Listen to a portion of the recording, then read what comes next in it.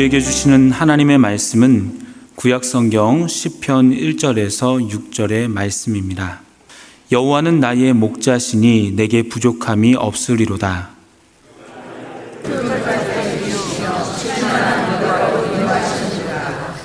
내 영혼을 소생시키시고 자기 이름을 위하여 의의 길로 인도하시는도다.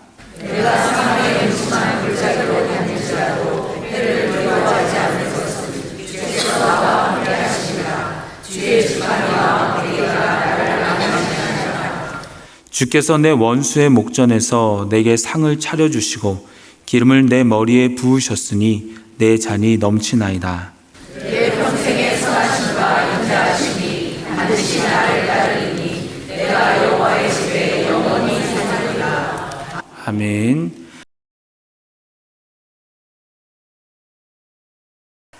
아, 1920년대 미국이고요. 그리고 이렇게 재즈 음악이 흐르고 경제가 막 부흥하는 그때를 배경으로 하는 소설이 하나 있습니다.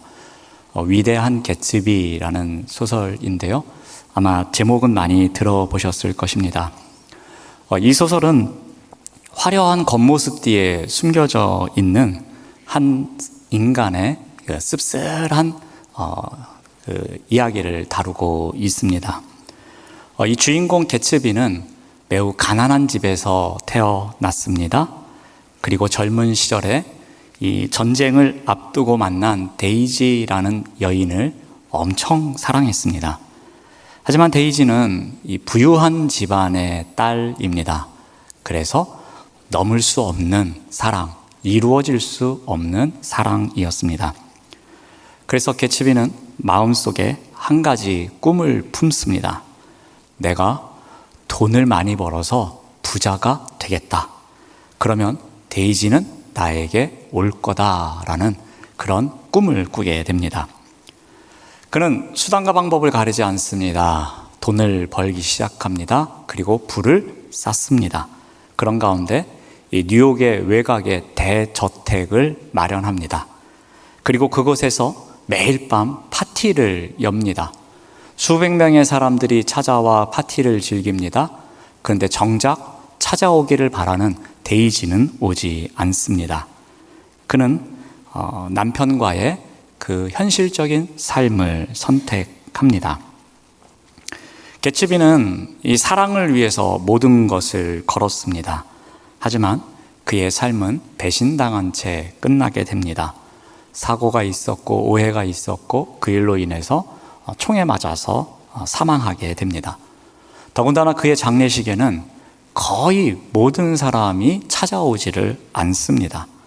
그토록 사람들로 북적이던 그의 집, 그 집은 중요한 순간에는 너무나도 조용한 공간이 됩니다. 개츠비는 사랑을 꿈꿨습니다. 그리고 성공에 대한 집착도 있었습니다. 그리고 과거로 돌아가고 싶은 꿈도 꿨습니다. 하지만 그가 원했던 꿈, 화려하고 낭만적인 삶이었지만 그 어떤 것도 이루지 못하고 허망하게 마무리 짓게 됩니다. 그래서 이 이야기는 우리가 보면은 어느 한 사람의 비극적인 이야기이기도 하지만 오늘 본문 말씀의 제목과 같은, 오늘 설교의 제목과 같은 질문을 던지게 됩니다. 과연 이 사람이 평생 꿈꿔왔던 것, 그 평생을 바라고 원했던 것, 과연 그것은 어떠한 것이었을까? 그리고 그 꿈은 정말 영원한 가치가 있는 것일까? 그런 질문을 던져보게 됩니다. 과연 이렇게 개츠비와 같이 평생 그러한 꿈을 쫓았지만 그렇게 허무하게 끝나는 인생을 보면서 우리의 꿈은 과연 무엇을 향해서 나아가고 있을까라는 생각도 해봅니다. 사람들은 나름대로 그림을 그리고 있는 평생이 있습니다. 내 평생에는 이런 일이 있으면 참 좋겠다라는 생각을 하면서 살아갑니다. 근데 대부분 그런 내용을 보면은 평소에 쉽게 이루지 못하는 내용이 주를 이룹니다. 그리고 소유하고 있지 못한 것을 소유하고 싶은 꿈을 꿀 때가 많이 있습니다. 예를 들면 건강이 좋지 못한 사람은 이런 생각을 하겠죠. 내 평생에 좀 건강이 좋았으면 좋겠다라는 생각을 합니다. 제가 학창시절을 돌아보니까 참 마음이 아프게 하는 친구가 있었습니다. 심장이 아파서 친구들이 농구를 하거나 축구를 하면은 그냥 그 모습을 바라보면서 나도 마음껏 너희들과 함께 이 농구를 좀 해봤으면, 이 축구를 해봤으면 하는 그런 친구가 있었습니다. 그러니까 그런 친구는 자신의 평생에 건강하게 한번 운동 제대로 해봤으면 하는 그런 꿈을 꾸면서 살아갑니다. 돈이 별로 없는 사람은 어떠하겠습니까? 내 평생에 돈을 좀 많이 벌어보았으면 좋겠다라고 합니다. 제가 예전에 신방을 갔을 때에 이제 제가 뭐 이렇게 기도 제목을 이렇게 되게 물어보지 않습니까? 그랬더니 말씀하시기를 재밌는 말씀을 하셨습니다. 목사님, 저도 한번 돈방석에 앉아봤으면 좋겠습니다 라고 말씀하십니다. 그만큼 평생에 좀 돈 좀 많이 벌어봤으면 하는 그런 마음이 있으셨기에 이 돈방석에 한번 앉아봤으면 좋겠다라는 말씀을 하십니다. 또 관계 때문에 평생 힘들었던 사람은 어떠하겠습니까? 나도 좀 사람들과 관계가 좀 좋아봤으면 좋겠는데, 내가 성격이 좀 너무나도 내성적이어서 사람들에게 다가가지 못하는데, 나도 좀 처음 만나는 사람하고 이야기도 좀 잘하고, 그렇게 관계가 좀 좋으면 얼마나 좋을까? 그런 생각도 합니다. 또한 콤플렉스를 갖고 살아가는 사람은 어떠합니까? 내 평생에 이런 콤플렉스 좀 없었으면 좋겠다라고 꿈을 꾸기도 합니다. 물론 요즘에는 의술의 힘을 빌어서 이 콤플렉스를 또 제거할 수도 있습니다. 하지만 어떤 신체적인 콤플렉스 말고 자신이 정말 고칠 수 없는 콤플렉스, 그것을 갖고 있는 사람은 내 평생에 이것 좀 없으면 좋겠다라는 생각을 합니다. 오늘 본문 말씀은 시편 23편은 다윗의 시편으로 알려져 있습니다. 그리고 다윗의 인생의 후반기에 기록된 시편일 것이다 라고 학자들은 말합니다. 왜 그런가 하면은 딱 하나의 단어 때문입니다. 6절 말씀을 보면은 다윗의 평생이 이러했노라고 소개하고 있습니다. 내 평생에 선하심과 인자하심이 반드시 나를 따르리니 내가 여호와의 집에 영원히 살겠노라 라고 고백합니다. 그가 인생 후반에 내 평생에 이러이러한 일이 있었습니다 라고 고백하고 있기에 다윗의 인생 후반기에 쓰여진 시편이라고 말합니다.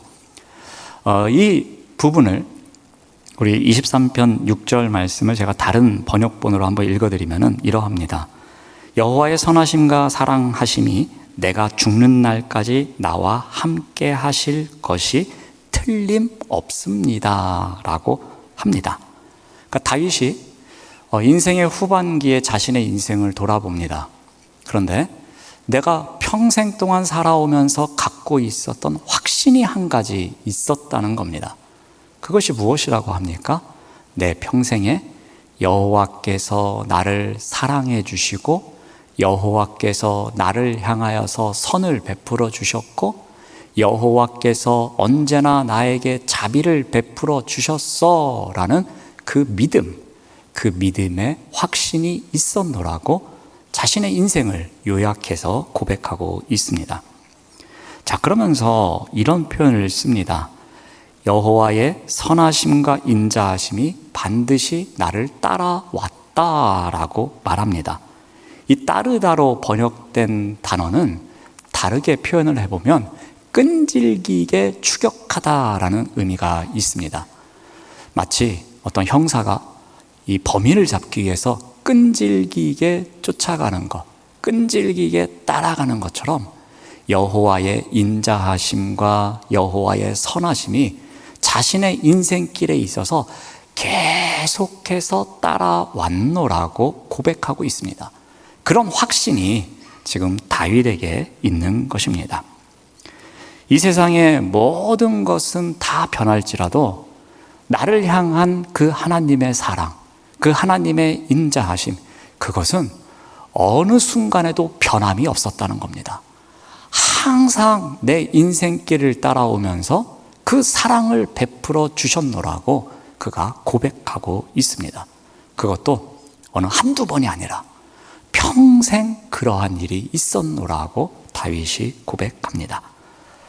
자, 그런데 우리가 이러한 다윗의 고백을 보면은 살짝 의심이 갑니다. 내가 알고 있는 다윗은 이러한 삶을 살지 못했는데 어떻게 이렇게 고백할 수 있는가라는 겁니다. 사무엘 상이나 사무엘 하에 나오는 다윗의 삶을 우리가 보면 다윗은 이러한 고백을 하는 게 결코 쉽지 않았을 것입니다. 대표적으로 몇 가지만 한번 살펴보겠습니다. 먼저 다윗은 이 자신의 삶을 어떻게 표현하는가 하면은 우리 시편 23편 4절에서는 이렇게 말합니다. 내가 사망의 음침한 골짜기로 다녔다고 합니다. 또 시편 23편 5절에서는 이렇게 이야기합니다. 원수의 목전에서 살아간 일도 있었다고 합니다. 이 말을 한마디로 말하면 늘 죽음 앞에서 살아가는 인생길이었다는 겁니다. 늘 자신을 향해서 해로움이 다가오고 어디를 가도 불운이 겹치고 있었고 말 그대로 뒤로 가도 그냥 어떤 대적자가 있고 앞으로 가도 대적자가 있고 이곳으로 피해도 저곳으로 피해도 늘 원수들이 있었다는 겁니다. 어느 곳을 가도 위협이 있었고 어느 곳을 가도 의지할 사람이 없는 삶. 그래서 그의 삶은 사망의 음침한 골짜기를 지나는 삶이었고 그리고 원수의 목전에서 살아가는 삶이었습니다. 이러한 내용을 한번 살펴보면은 다윗은 늘 도망자의 삶을 살았습니다. 그런데 도망자의 삶을 하루 이틀, 1, 2년 산 게 아니었습니다. 평생 도망자의 삶을 살았습니다. 그래서 사무엘상 18장 29절 말씀을 참고로 보면 사울이 다윗을 더욱더욱 두려워하여 평생에 다윗의 대적이 되었다라고 합니다. 성경은 다윗이 사울왕의 평생 대적이 되는 삶을 살았노라고 기록하고 있습니다. 그러니까 사울왕이 살아있는 내내 다윗은 도망자일 수밖에 없었던 것입니다. 어느 날 사울왕은 다윗이 수금을 타는 동안 단창을 던져서 다윗을 죽이려고 했습니다. 또한 그의 부하들을 다윗의 집으로 보내서 다윗을 죽이도록 명령하기도 했습니다. 그런데 몰래 도망쳐서 겨우 살아날 수 있었습니다. 그 이후에도 사울왕은 끈질기게 사울왕이 죽는 그날까지 평생토록 다윗에게 해를 끼치고자 했습니다. 가드에서도 아둘람 굴에서도 십광야에서도 엔게디 광야에서도 계속해서 군사를 보내서 다윗을 죽이고자 했습니다. 그러니까 다윗은 사울왕이 죽을 때까지 사울왕의 평생 동안 도망다니는 삶을 살았던 것입니다. 또한 다윗은 어느 한 사건을 통해서 그의 마음도 편하지 못한 삶을 살았습니다. 대표적인 사건이 사무엘상 22장 22절에 나오는데요. 한번 참고로 제가 읽어드리겠습니다. 다윗이 아비아달에게 이르되 그날에 에돔 사람 도액이 거기 있기로 그가 반드시 사울에게 말할 줄 내가 알았노라. 내 아버지 집의 모든 사람 죽은 것이 나의 탓이로다 라고 말합니다. 이때가 언제인가 하면은 다윗이 사울왕을 피해서 도망자의 삶을 살 때였습니다. 높 땅에 도망가 있었습니다. 그리고 그곳에 제사장 아히멜렉이 있었습니다. 제사장 아히멜렉이 다윗과 그와 함께하는 사람들에게 필요한 것을 도와줍니다. 자, 그런데 이 장면을 목격한 사람이 있었습니다. 에돔 사람 도액이었습니다. 이 도액이 사울 왕에게 가서 그대로 일러 바칩니다. 그러자 사울 왕은 도액을 불러서 또 다른 명령을 내립니다. 그러자 도액이 어떻게 합니까? 제사장의 성읍 노베 와서 애복 입은 자 85명을 죽입니다. 남녀 아이들, 그리고 젖먹는 자들, 그리고 가축까지도 모두 죽입니다. 그런데 이때 아히멜렉의 아들 가운데 아비아달이라는 사람이 도망치게 됩니다. 유일한 생존자였습니다. 그리고 그가 다윗을 만납니다. 그리고 다윗에게 그 사실을 이야기합니다. 그때 다윗이 자신의 가슴을 치며 했던 이야기가 조금 전에 읽어드린 사무엘상 22장 22절입니다. 그러면서 다윗이 뭐라고 합니까? 이 모든 게 내 탓이요, 내 탓이요 하고 있습니다. 이런 상황 속에 놓인 다윗의 마음이 어떠했겠습니까? 얼마나 그 삶의 무게를 느꼈겠습니까? 가슴이 찢어지고 또 찢어졌을 것입니다. 내가 이렇게 많은 사람들을 죽이면서까지 도망칠 필요가 있을까? 나 한 사람 죽으면 모든 것이 끝날 텐데 내가 뭐 대단한 사람이라고 나 혼자 살겠다고 이렇게 많은 사람을 죽이고 있을까라는 생각을 하지 않았겠습니까? 그러니 정신적인 충격, 그 일로 인한 트라우마, 아마 밤잠도 제대로 못 잤을 것입니다. 마치 사망의 음침한 골짜기를 지나는 것 같은 인생길이었습니다. 다윗은 또 이런 일도 있었습니다. 심지어 아들에게 쫓기기까지 합니다. 사무엘하 15장 14절 말씀을 봅니다. 다윗이 예루살렘에 함께 있는 그의 모든 신하들에게 이르되 일어나 도망하자. 그렇지 아니하면 우리 중 한 사람도 압살롬에게서 피하지 못하리라. 빨리 가자. 두렵건대 그가 우리를 급히 따라와 우리를 해하고 칼날로 성읍을 칠까 하노라 라고 합니다. 다윗이 압살롬이 반란을 일으켰다는 소식을 듣습니다. 그 소식을 듣자마자 뭐라고 합니까? 얘들아 빨리 일어나라. 도망가자. 잘못하면 압살롬에게 우리 다 죽는다 라면서 외치는 모습을 그리고 있습니다. 왕이 된 이후에 이제 살만하니까 아들이 반란을 일으켜서 또다시 도망치는 인생길이 됩니다. 또다시 사망의 음침한 골짜기를 지나는 것 같은 인생길입니다. 간단히 몇 가지만 소개해드렸지만 이 다윗의 인생은 바로 이러합니다. 사망의 음침한 골짜기를 지나는 것 같고 원수의 목전에서 사는 것 같은 인생길이 다윗의 삶이었습니다. 그런데 다윗은 그러한 삶을 어떻게 고백하고 있습니까? 저는 평생 동안 불행하게 살았습니다.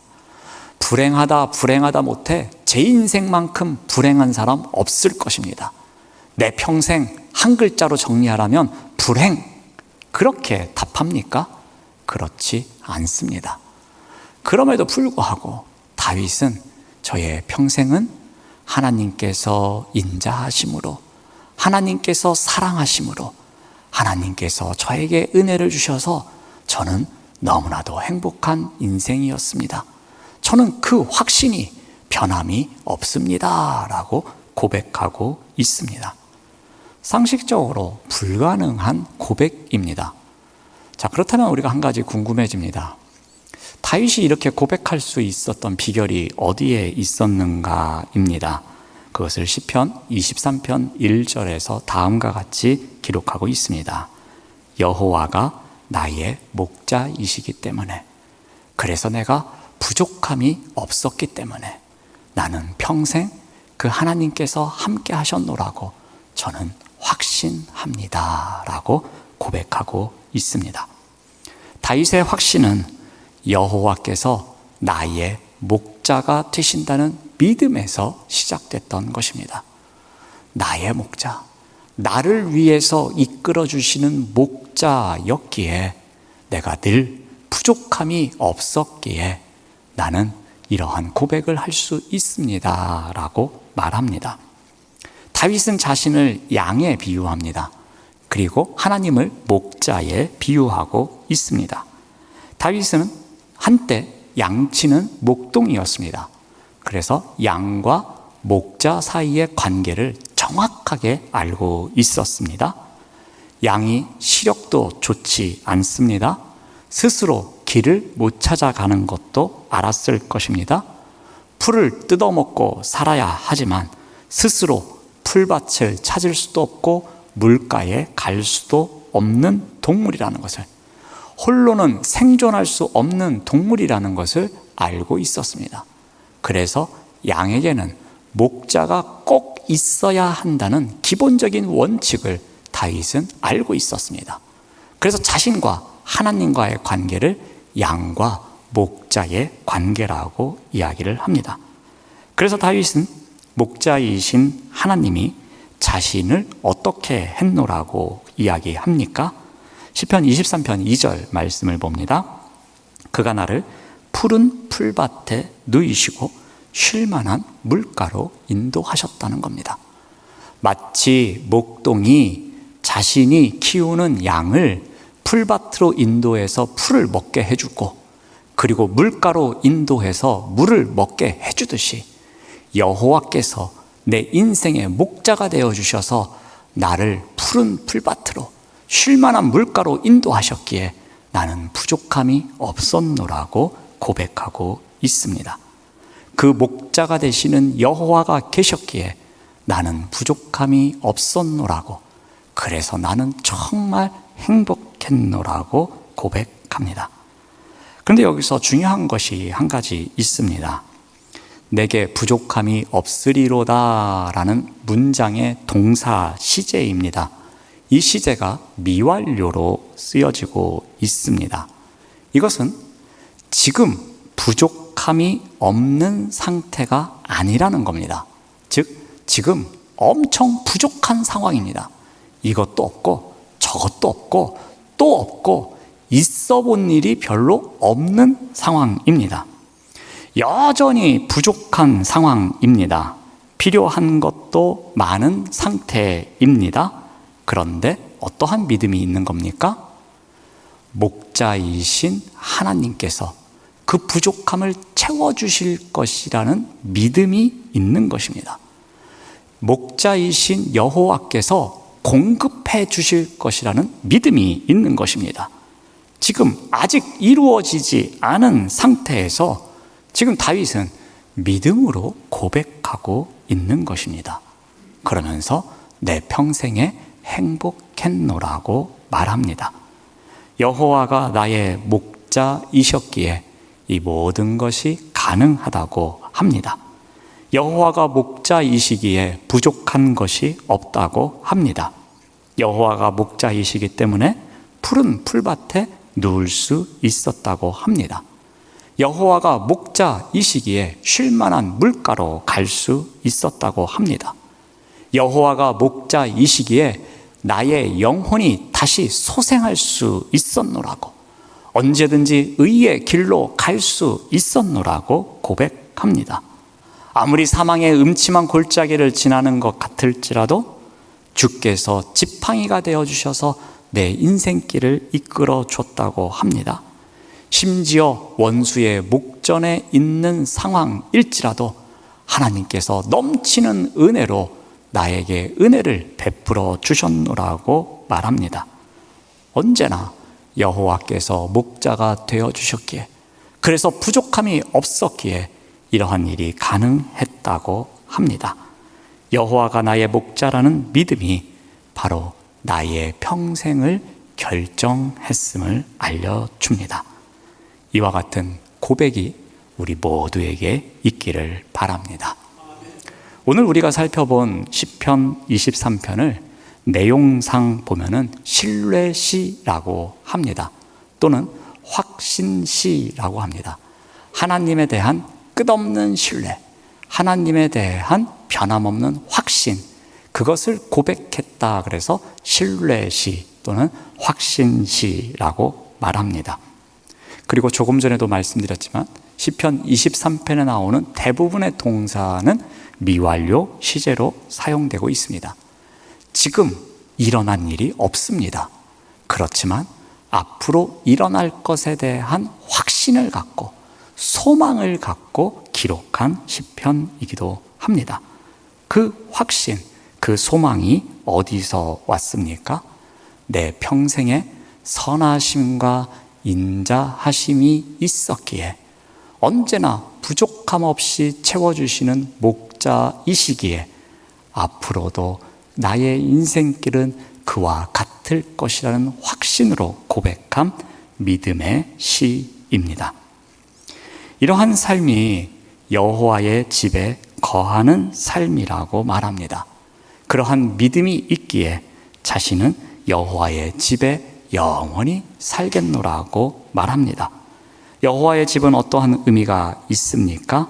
여호와의 완전한 보호와 인도를 상징합니다.